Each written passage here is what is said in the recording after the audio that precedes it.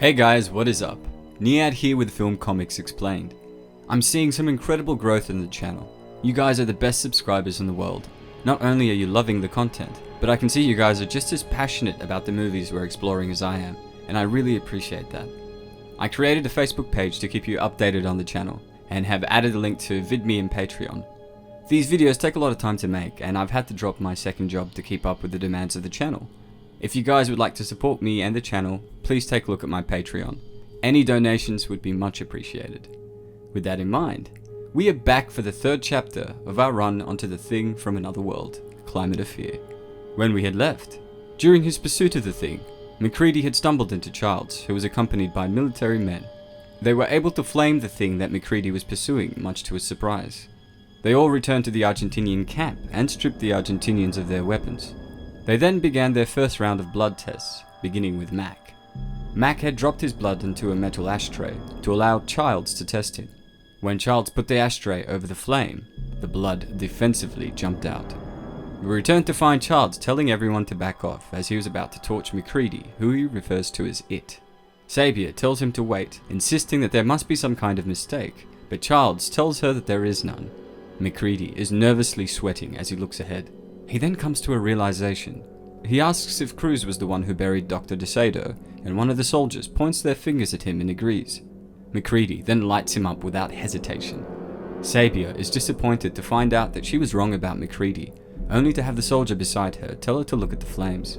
We then see Cruz's head stretch up towards the ceiling, while the troops begin to shoot at the monstrosity in shock. Childs tells the nearby soldier to stop that as it was useless. We then see Childs shooting the creature with his flamethrower, causing the creature to scream. We see a portion of its head that has separated from the body, beginning to crawl out of the window. Childs points to it and tells the men to go outside and burn that thing. Two of the soldiers run outside. One of them looks at the burning remains on the window and tells his friend that it's all burnt away and must be dead. The other soldier spots the head and tells his comrade not to stare but roast the creature. Sabia then walks up to Childs and tells him that this proved that MacCready wasn't infected. Childs then informs her that the thing has attacked itself before to avoid suspicion. This is something that I brought up in my Thing explanation earlier this week. We see MacCready running through the forest with a flamethrower as Childs realizes he has disappeared. The doctor is trying to reason with him, but we see him snap at her, telling her to shut up, insisting that he has had enough of her crap. Childs then approaches the commander, who says he also knows the creature has escaped. He tells them that he is organizing a search and destroy team to pursue MacCready, and asks him to continue with the blood tests. We return to Mac, who is talking to himself. He ducks under a branch as he says, "It can't be. I just can't. I'm still here. I'm still me. I would know if I weren't me. I would know." We can see he is sweating and in a panic. Mac tells himself to start moving as they will be after him. He assumes they must have flown in from a carrier and aims to find their transport to get out of there. He is lost and deep in the woods and confirms his chances of finding it were slim, but if he stays on the ground, the men will find him in no time. We return to the camp where the blood tests are continuing. One of the soldiers testing the Argentinians informs Agapito that he is clean, who responds by saying, "Of course I am." One of them then tells Childs that he doesn't understand why he is planning on confining them to their quarters if they are all human. Childs tells him that it will be easier to protect them if they are separated. Agapito then asks for a flamethrower to help protect themselves, and Childs insists that they don't have any spares.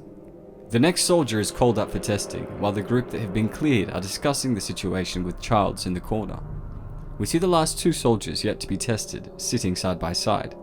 Agapito tells Childs that he doesn't feel safe, who responds by saying he couldn't blame him for that, but asks if he would rather be outside. We then see one of the soldiers awaiting testing begin to shrink in mass. We realize it's the Thing trying to assimilate the soldier beside it, who jumps up to find it on the ground, stretched across the timber like dough.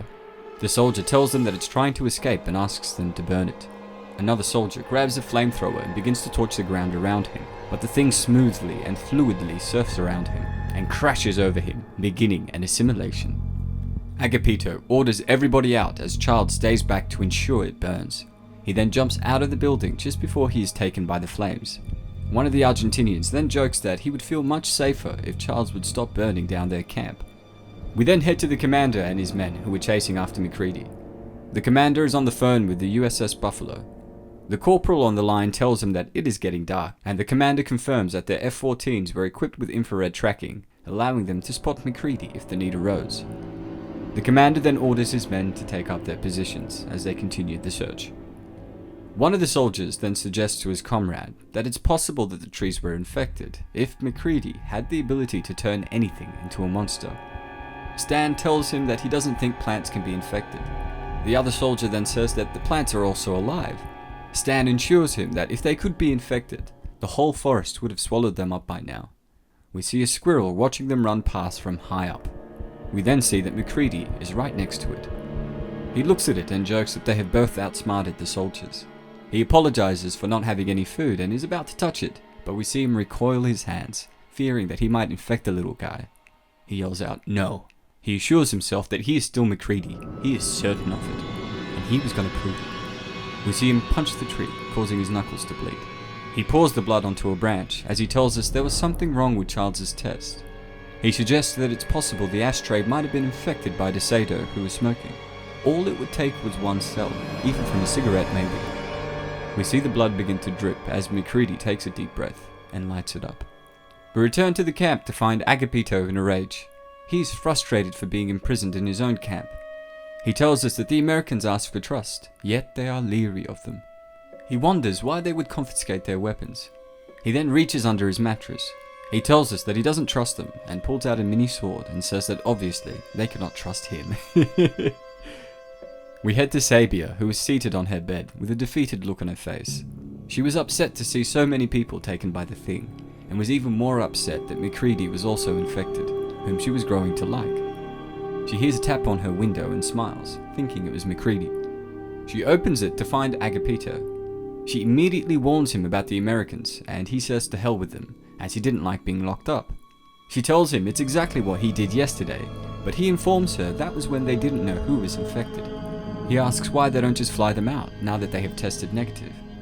The doctor suggests that they might need to undergo another test, to ensure they don't infect the general public. Agapito tells her she's being too logical, and insists that something strange is going on, and he intended to find out. She smiles and asks if he plans to take them all on with that. Agapito is hurt, and we see him yelling at her for laughing at him. He asks if she just thinks he is a big dumb buffoon before he storms off. He tells her to laugh while she still can and runs away. She is furious at herself for saying what she did. She notes that he has always been nice to her. She wished that she had been more understanding. That way she might have been able to talk him out of his foolish plan. We see her slip out of the window, chasing after him. After a few minutes, she loses him. She then hears a voice in the forest call for her. She asks if it was Pito, apologizing as she moved towards it. She is then shocked to find MacCready pop out. We are told she should have been screaming right now, but she didn't make a sound. She turns around and is about to walk off, but Mac tells her it's okay and that he was still human. He is about to say, "Just like you," but stops. The doctor looks at him and confirms that he doesn't know whether she is still human. He tells her that they are at a standoff, but Sabia brings up that she saw his blood jump. MacCready tells her it's possible the ashtray was infected, and assures her that he had just conducted his own test to find that he was clean. The doctor tells him that she would love to believe him, but can't. Mac agrees and tells her she is right, insisting that he will show her as he pulls out the flamethrower. He cuts his hand again and tells her that after this he wants some food, as all this blood is making him faint. A figure approaches him and assures him that he shouldn't worry as he won't have to leak anymore. Mac gets up to spot Childs and tells him he is glad to see him, but Childs says that he wouldn't if he was in his shoes.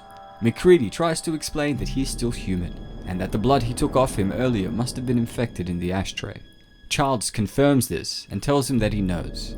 We then see him transforming as he tells Mac that the reason he knew was because he had infected it. Unfortunately, that's all that we have time for today. Wow, what an ending. Please let me know your thoughts in the comments below. If you enjoyed the video, don't forget to hit like and to subscribe to stay up to date on all my content. Also, check out my Facebook, VidMe, and Patreon to stay up to date on all things Film Comics Explained. Alright guys, stay awesome. Niad here with Film Comics Explained. Thanks for stopping by.